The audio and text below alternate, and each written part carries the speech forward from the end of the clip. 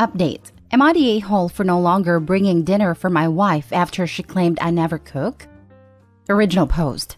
I work at a nice restaurant as a cook, and every day when I get off from work, I always cook dinner for my wife and our 2 kids, 8 male and 6 female, at a restaurant before coming home. The only time I don't cook for them are on weekends when I'm off, and that's when my wife does the cooking. We usually trade off who makes breakfast and lunch for the kids every other day, but for the week I'm always the one bringing home dinner. Weekends, we sometimes get together with friends and they come over to the house. My wife usually cooks, and I help set the table/clean afterwards. One of her friends, Stacy, asked how come I never do any of the cooking, and it is always on my wife all the time making meals for the kids, especially when I'm a cook myself. Instead of correcting her, my wife sort of laughed and went along with it, making jokes about, you know how it is. And Stacy laughed because her ex-husband was the same way, and then sort of ripped on me in a joking way, how I better buck up before I became an ex too.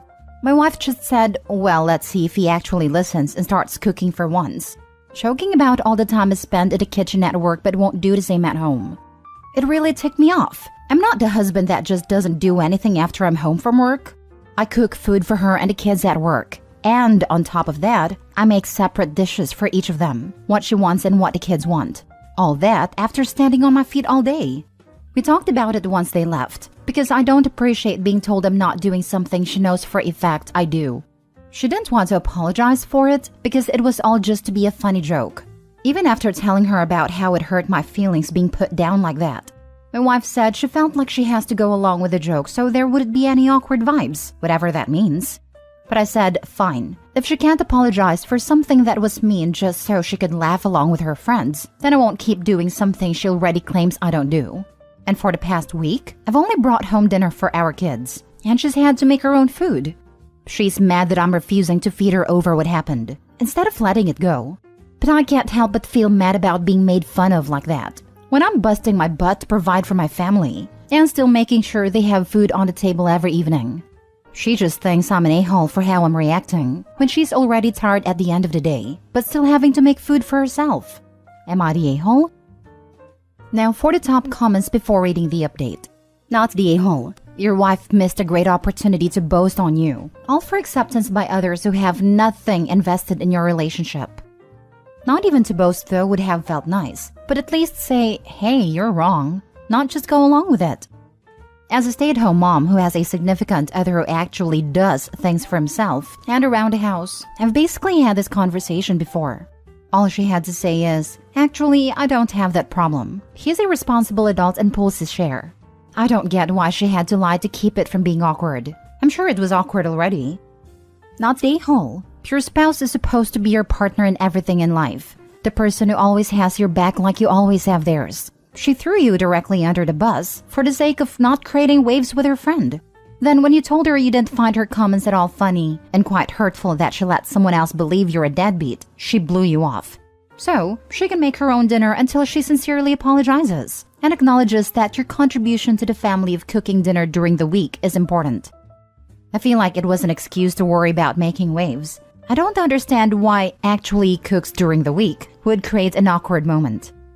If anything, it's the opposite. If I was the friend complaining about my horrible ex-husband who never helped, and my friend lied to me about how she can relate because her husband doesn't contribute, I would be pretty angry to find out she actually has an amazing husband who always helps her out.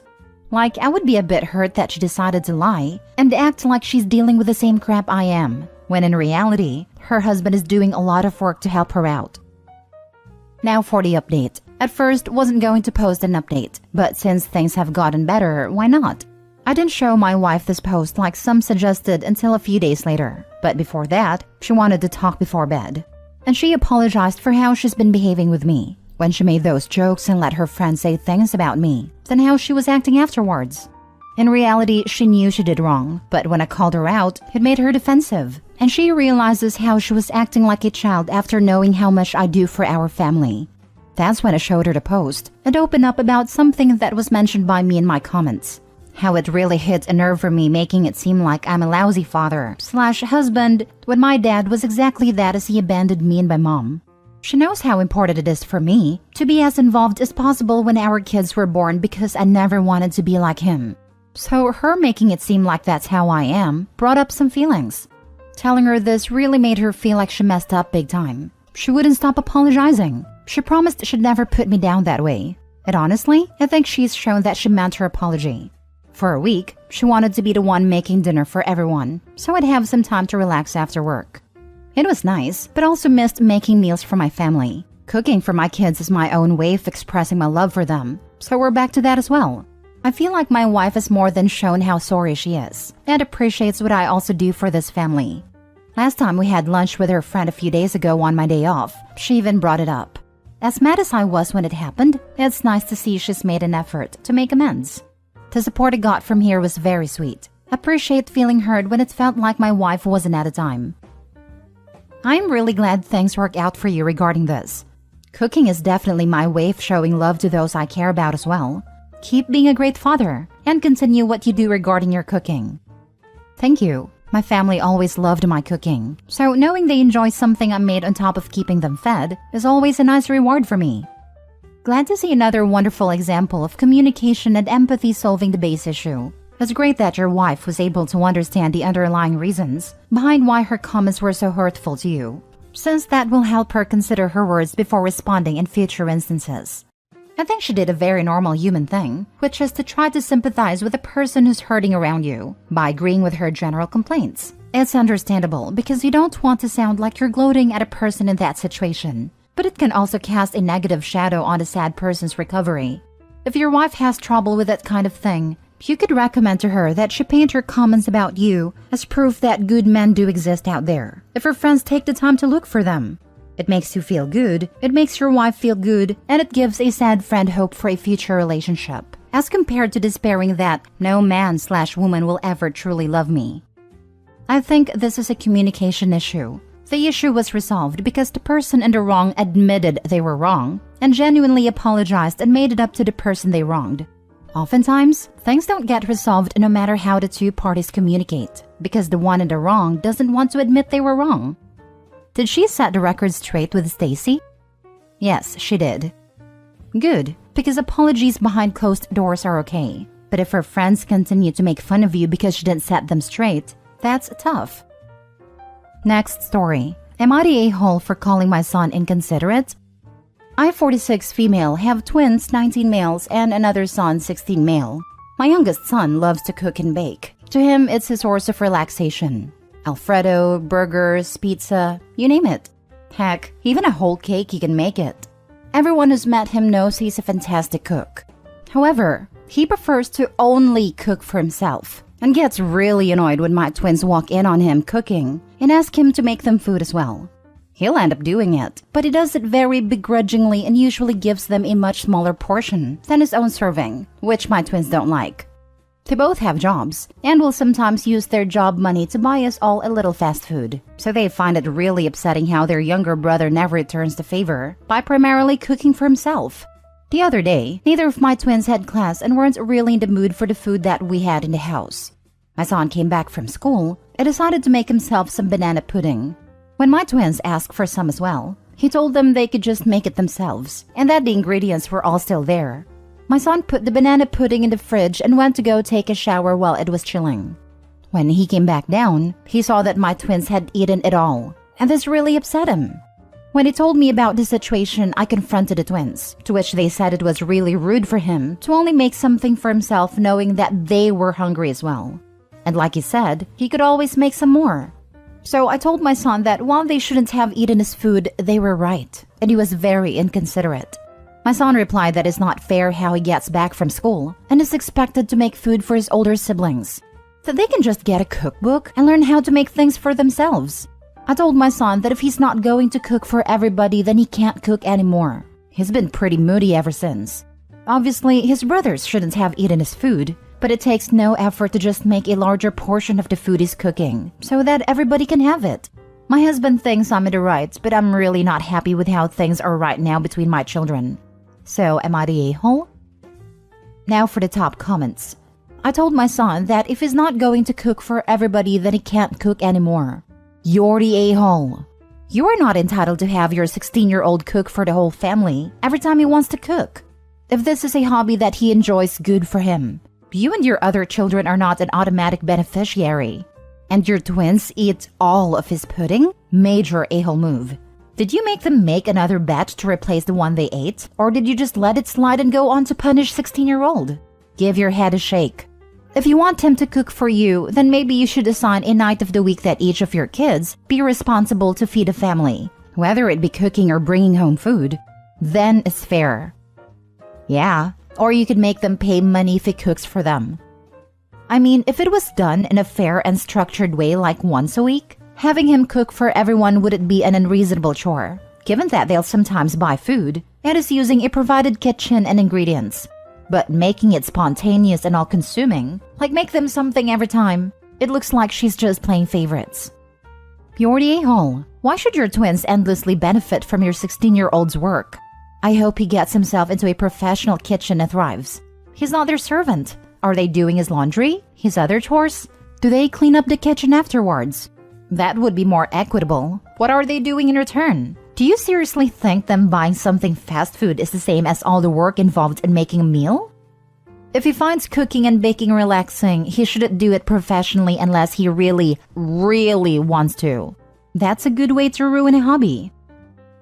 Last story. Am I the a-hole for telling my parents I don't want kids because I'm scared they will turn out like my brother? My older brother is unemployed, had almost always been unemployed, and has no intention to ever work. His life plan is to live off of our mother until she dies. Then our father, if he happens to live longer, then live off his inheritance. Or maybe he will try to mooch off of another relative. I don't know. Our parents have tried to get him to work. They did everything in their power to arrange him job positions where he didn't even have to interview. But no, he always comes up with an excuse to why that job is not good enough for him. He's my brother, so I love him of course, but at the same time, I'm ashamed of him and with how his actions hurt our parents. I turned 30 this week, and we celebrated it with my family yesterday. My mom said she was 30 when she had me and asked me when my husband and I will have kids. I told her I'm not sure if I'm up to the job. Raising children seems too difficult to me. She asked what I meant, and I told her that I don't think I would be able to properly parent a child, correct their behaviors, and deal with them possibly not living up to my expectations, which is not fair to the child either. She pressed further and my father joined in, acting like they don't understand what I mean, up until I told them that I'm afraid my child would turn out like my brother, for example, and I don't think I could deal with that. They got quiet for a second, and I saw that they finally understood what I meant. The problem was that, even though my brother was having a different conversation with one of our cousins, he heard what I said, looked at me, said nice, and walked out. Our parents said that I shouldn't have said what I said, even though they admit they pressured me to explain and understand my concerns, because it's already really hard to get my brother to come to family events, and now I made it even worse, and they want me to apologize to him. I didn't mean for him to hear that, and I feel bad. But seriously, he's a 34-year-old man refusing to get a job. I think it's time we stop cuddling him. Am I the a-hole? Not the a-hole. Your brother is a non-functional mooch, unless there is something else going on. Your parents pressed the issue. By the way, they're enablers. It's ridiculous. My brother-in-law was also an unemployed mooch living with mommy from age 35 to 50. I told my husband that the brother-in-law is perfectly capable. Brother-in-law then met a gal who kicked his butt into shape, and he got a job and got married. The enabling is a real problem. Opie's parents did fail her brother, but the brother is at fault as well. It's a phenomenon called failure to launch, and Opie's parents are definitely enabling it by not pushing him out of the nest, so to speak. Not the a-hole. Pure and simple. Your life, your choice. Raising kids is a lot of work. I have 4, trust me. Worst thing for a child is having a parent that's not ready to commit the parent's life to raising a child. Now, if you want a child but simply are afraid of XYZ, let me comfort you. Every child is different. Your parents are enabling your brother, but that doesn't have to be you and your child.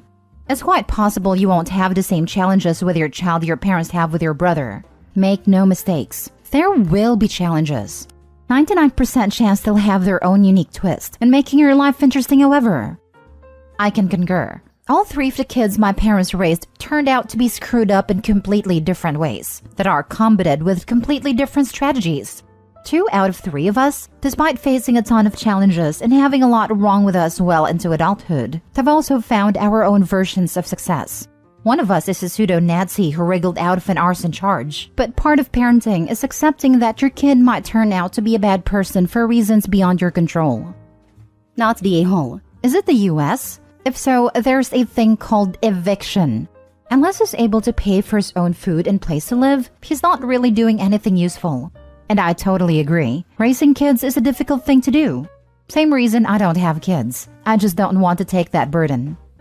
My brother made it clear in the past that if they kicked him out, he would just go to our maternal grandparents who would take care of him.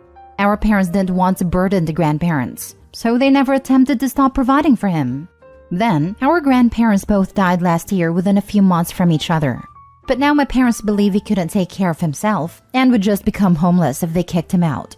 My dad especially said he couldn't live with that. He couldn't make his son homeless. I tried suggesting they tell him that they will cut him out of their will if he doesn't get a job. But my dad says that wouldn't work because my brother would call his bluff.